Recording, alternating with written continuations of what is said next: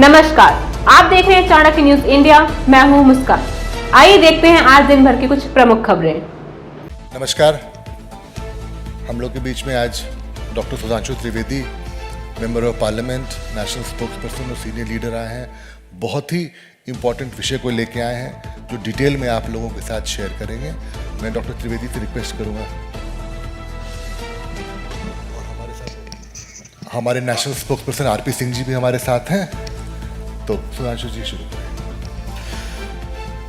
मित्रों, दिल्ली के मुख्यमंत्री जो अभी तुरंत जेल से बाहर आए हैं, उन्होंने आकर हनुमान जी के मंदिर में जाकर पहले प्रार्थना की। वो भगवान श्री हनुमान जिनके हृदय में सदैव श्री राम रहते हैं, वहां से बाहर निकल के भी उनके वक्तव्य और पूरे प्रेस में एक बार श्री राम का नाम नहीं निकला। यानी ये वैसी ही भक्ति थी जैसे आप याद करिए, राहुल गांधी भी हनुमानगढ़ी गए थे और श्री राम का नाम नहीं निकला था। उसके उपरांत मैं ये कहना चाहूंगा, उन्होंने जिस प्रकार की भाषा का प्रयोग किया है और जिस प्रकार की मानसिक विक्षिप्तता का प्रदर्शन किया है, खप्तुल हवासी का प्रदर्शन किया है, शायद जब कोई व्यक्ति दिल्ली में दारू का दरिया बहाकर और जेल में जाकर वापस आता है तो अक्सर उसकी मनः स्थिति ऐसी ही हो जाती है और वो वैसी ही अनर्गल बातें करना प्रारंभ कर देता है जैसा दिल्ली के मुख्यमंत्री केजरीवाल महोदय कर रहे हैं। मगर हम एक बात कहना चाहेंगे कि चाहे वो उनके दारू का प्रभाव हो या वो जहां गए थे उसका कुछ प्रभाव हो, एक बात तो उनके मुंह से अनायास सही निकल गई। उन्होंने कहा कि मोदी जी पीएम बनेंगे और इसके बाद फला फला को प्रधानमंत्री बना देंगे। इसके लिए उनको साधुवाद देना चाहता हूं कि उन्होंने आज ये एक्सेप्ट कर लिया कि प्रधानमंत्री श्री मोदी जी दोबारा भारत के प्रधानमंत्री बनने जा रहे हैं। होता है कभी कभी आदमी दारू पीने के बाद अक्सर पूरा कंट्रोल नहीं रहता तो सही बात निकल जाती है।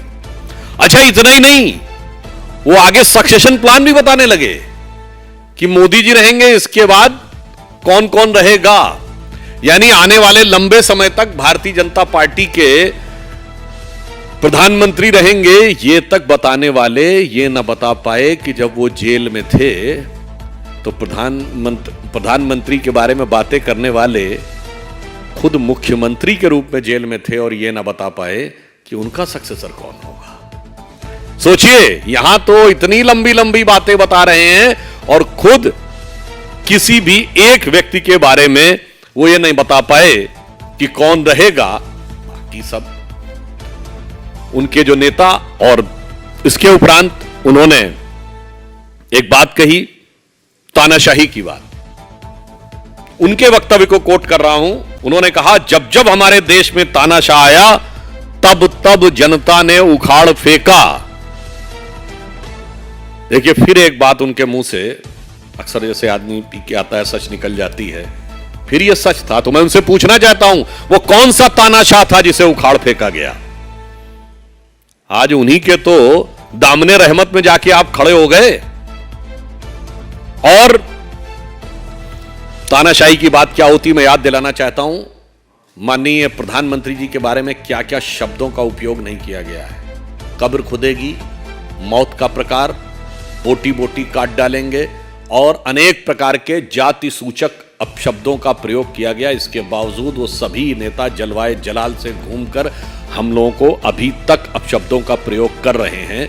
यहां तक कि मौत के प्रकार तक बता दिए गए, हिटलर की मौत तक बोल दी गई। केजरीवाल महोदय, तानाशाही ये होती थी कि मजरूर सुल्तानपुरी ने केवल एक आर्टिकल लिख दिया था नेहरू जी के खिलाफ कि आपकी कार्यशैली में हिटलर की झलक दिखती है तो आप हिटलर के चेले लगते हैं। 2 साल जेल में रहे थे।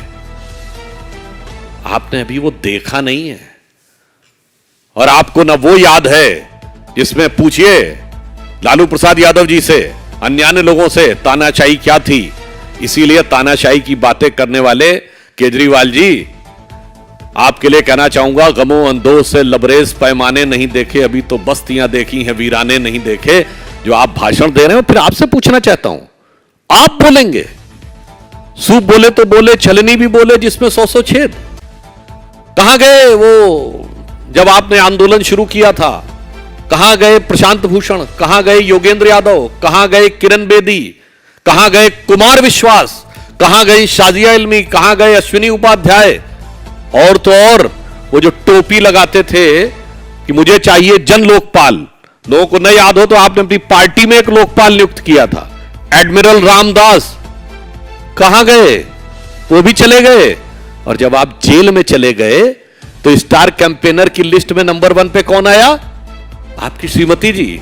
न पार्टी का कोई पदाधिकारी, न पार्टी का कोई मंत्री, न पार्टी का कोई विधायक। तो मुझे लगता है, और इन सब लोगों ने केजरीवाल जी के तानाशाही रवैये के बारे में बाहर आके बताया। वो आशुतोष जी, पत्रकार, कितनी लंबी फेहरिस्त है, इतनी लंबी फेहरिस्त है कि गिनाते गिनाते मुश्किल हो जाए। परंतु एक गंभीर बात भी मैं कहना चाहूंगा, माननीय सुप्रीम कोर्ट से जिन शर्तों पे ये हैं, सोचिए, ऐसे व्यक्ति, बड़े बड़े अपराधियों से भी ये नहीं कहा जाता है कि लाइव लोकेशन शेयर करके रखिएगा। मेरे विचार से शायद न्यायालय ने जिन जिन लोगों को पैरोल पे छोड़ा होगा या बेल पे छोड़ा होगा, ऐसा नहीं कहा गया होगा। वो तो अलग कहा गया है कि साहब आप फाइल नहीं साइन करेंगे, ये नहीं करेंगे। ये कहा गया लाइव लोकेशन शेयर करिएगा। और सर्वोच्च न्यायालय ने अपने जजमेंट में बहुत साफ कहा है कि मेरिट के ऊपर वह यह निर्णय नहीं कर रहे हैं। और दूसरा, उन्होंने एक महत्वपूर्ण शर्त लगाई थी कि केस के बारे में वक्तव्य नहीं देंगे। केजरीवाल जी ने साफ साफ कहा है कि उनके ऊपर केस झूठा है। यह सर्वोच्च न्यायालय की सीधे अवमानना है कि पहली बात, न्यायालय ने कहा था आप केस के बारे में कोई वक्तव्य नहीं देंगे, उन्होंने केस के बारे में वक्तव्य दिया।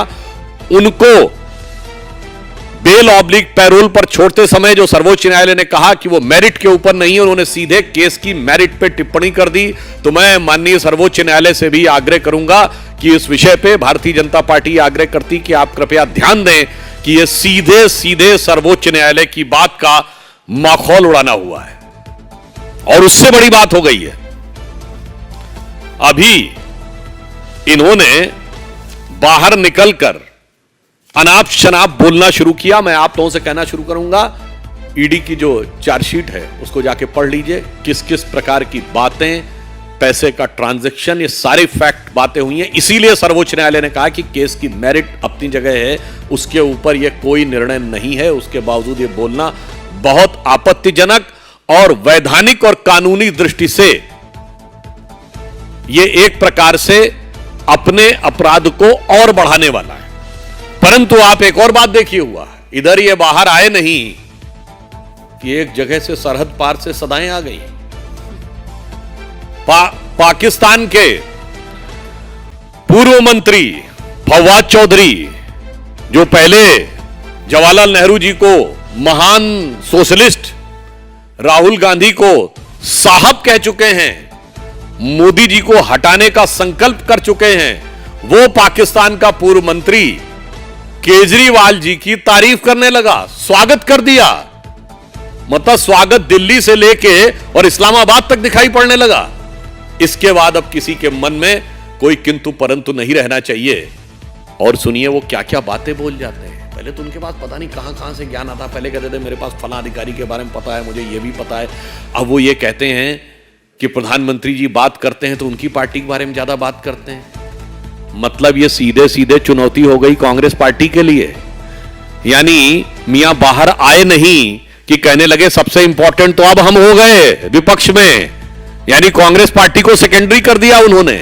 तो मुझे लगता है कि जिस प्रकार के उन्होंने ये बातें की हैं, ये बहुत गंभीर है। भारत की राजनीति में मूल्यों के ध्वस्त करने के वो सबसे बड़े प्रतीक बनकर उभरे हैं। भाषा की मर्यादा में उन्होंने जिस प्रकार की निम्नता दिखाई है वो सर्वथा निंदनीय है। और उन्होंने आकर अपने इंडी गठबंधन के सदस्यों को एक प्रकार से आईना दिखाना शुरू कर दिया है। सर्वोच्च न्यायालय के उन्होंने निर्देशों का मखौल उड़ाना शुरू कर दिया है और उन्हें सीमा पार पाकिस्तान से समर्थन मिलना शुरू हो गया है। तो मुझे लगता है जिस नक्शे कदम पे इंडी गठबंधन पहले चल रहा था उसी दिशा में और अधिक अवनति होते हुए वो आगे पहुंच गए हैं।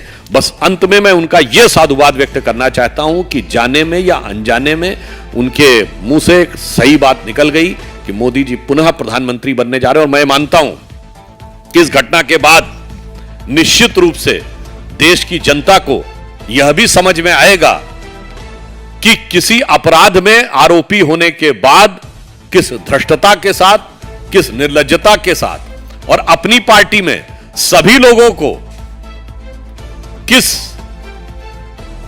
चालाकी के साथ किनारे लगाने के बाद इस प्रकार का एक नाटकीय प्रस्तुतिकरण किया जा सकता है। धन्यवाद। फर्स्ट क्वेश्चन प्लीज, फर्स्ट या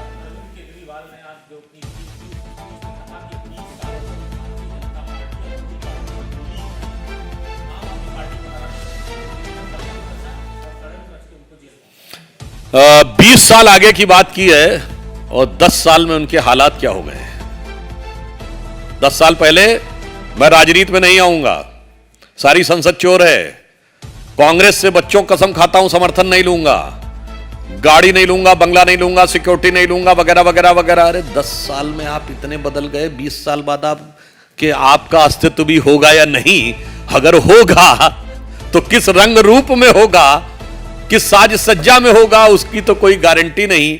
तो क्या आप आगे की बात करते हैं साहब। इसलिए मगर मैं एक बात कहना चाहूंगा, उन्होंने जो बात कही है उसमें गंभीर संदेश है देश की जनता के लिए कि आजकल ये नई एक्सपेरिमेंटल पॉलिटिक्स का दौर चला गया। 10 साल में इन्होंने दिखा दिया कि जिसको आप नई राजनीति का प्रयोग कहते हैं वो कितना घातक हो सकता है और कितना विद्रूप हो सकता है। How detrimental it can be and how distorted it can be. इसलिए भारत जिस मुकाम पे आके आज खड़ा है तो किसी नई राजनीति को प्रयोग करने का वक्त नहीं है। जांचे परखे खरे नरेंद्र मोदी जी के नेतृत्व में एक मजबूत सुदृढ़ राष्ट्रवादी सरकार को लाने का वक्त है। Just minute yes ma'am.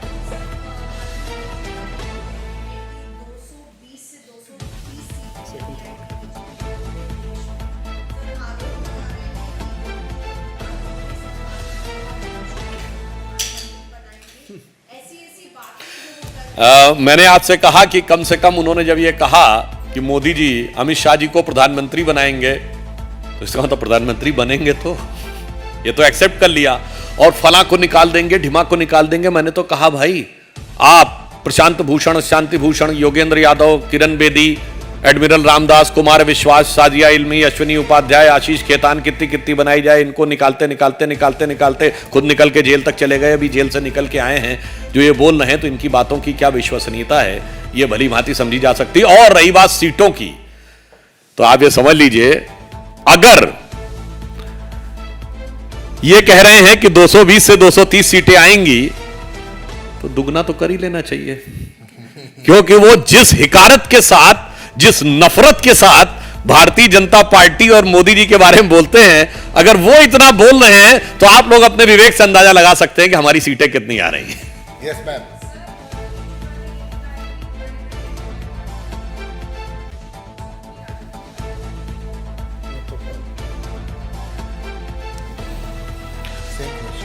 Same question है, मगर हमारे आदरणीय नेता आडवाणी जी वो 87 इयर्स में सांसद बने थे और वो 90 वर्ष की आयु तक सांसद रहे और उसके बाद स्वतः से डॉक्टर मुरली मनोहर जोशी जी इस समय 90 के। मगर पूछना चाहता हूं ये अन्ना हजारे जी के साथ क्या किया था।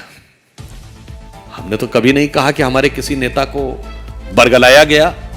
आपके लिए तो अन्ना हजारे की वो स्थिति थी जो हमारी दीनदयाल उपाध्याय जी की स्थिति है या कांग्रेस के लिए गांधी जी की स्थिति थी। अन्ना हजारे जी ने तो चिट्ठी लिख के कहा शराब घोटाले के बाद कि मुझे बिल्कुल उम्मीद नहीं थी कि ये ऐसा निकलेगा। ऐसा शब्द उन्होंने बोला था, मैं नहीं कह रहा हूं। तो भाई आप खुद देख लीजिए कि एडमिरल रामदास से लेके और अन्ना हजारे तक आपने क्या किया, और हमने तो भारत रत्न दिया। ये जस्ट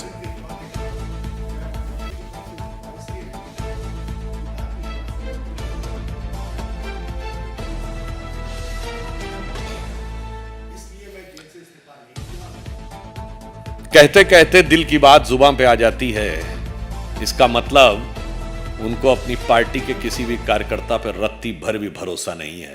अगर वो ये कह रहे हैं कि वो इस्तीफा देते तो पार्टी खत्म हो जाती। ये दर्शाता है कि मैं फिर कह रहा हूं, वहां से शुरू करिए कुमार विश्वास और किरण बेदी से लेके आज तक, जिसने अपनी पार्टी के हर कार्यकर्ता के साथ ये किया, उसी को ये लग सकता है।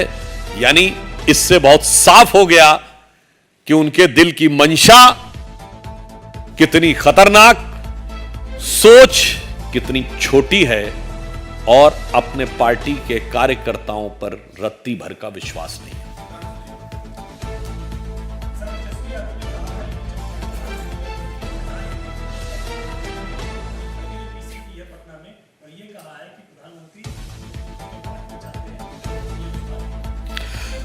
देखिए, जो तेजस्वी यादव जी ने कहा है वो फिलहाल हटाने का संकल्प करते करते खुद ही सरकार से हट गए, और तेजस्वी यादव जी को अब इस बात की भी चिंता करनी चाहिए कि उनके परिवार से ही अब एक दो और नए भी लोग आ गए हैं, उनकी बहन भी आ गई हैं, तो अब उनके लिए बिहार छोड़ दें, मोदी जी छोड़ दें, पहले अपने परिवार में टफ कंपटीशन होने वाला है, उसके बारे में विचार कर लें।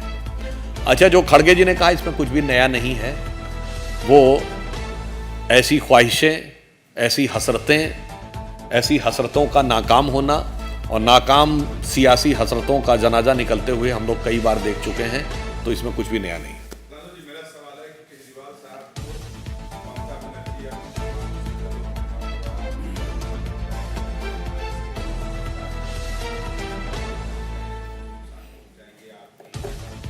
नहीं, ये उनका विशेषाधिकार है, और यदि ममता बनर्जी जी को लगता है कि आम आदमी पार्टी का भी उनकी पार्टी में कोई वोट है, तो यह दर्शाता है उनको बुलाना कि ममता बनर्जी जी ने हार स्वीकार कर ली है।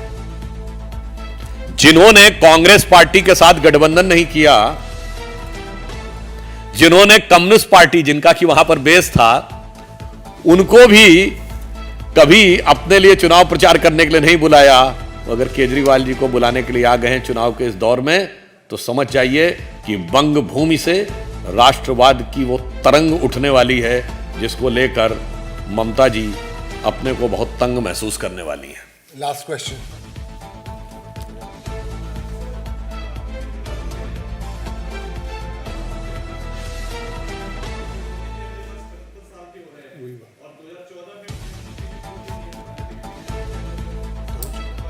हो गया ना।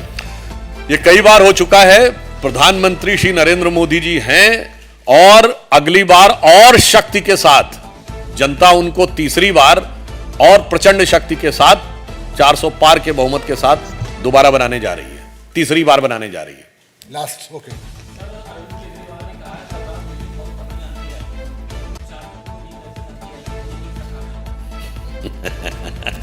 देखिए, सोचिए कि जिनके बाहर निकलते ही आंधी आ गई, यानी प्रकृति को भी क्रोध आ गया, तो सोचिए कि ये सोच सकते हैं कि कुदरत का कहर उनके ऊपर किस तरीके से नाजिल होगा।